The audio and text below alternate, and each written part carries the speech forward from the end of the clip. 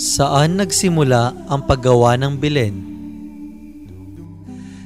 Ang Belen ay salitang Kastila na tumutukoy sa pook na pinagsilangan ng Niño Jesus, ang Bethlehem.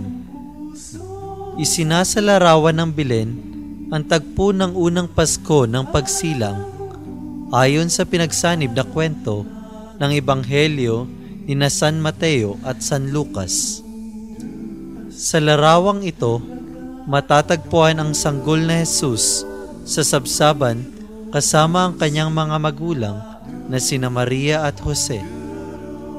Matatagpuan din dito ang mga pastol at mga pantas, ilang mga hayop at tala sa itaas ng sabsaban. Si San Francisco ng Assisi ang pinaniniwalaang nagsimula ng tradisyong ito noong 1223 sa bansang Italia. Ninais niyang gawing kakaiba ang pagdiriwang ng Paskong iyon, kung kaya hinikayat niya ang kanyang mga tagasunod na gumawa ng sabsaban sa may altar.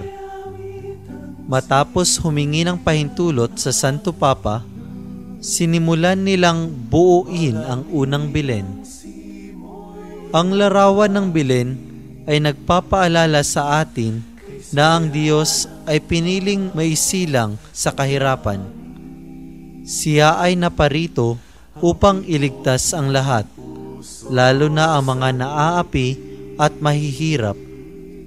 Sa Belen, dinakilan siya ng mga pastol at mga pantas.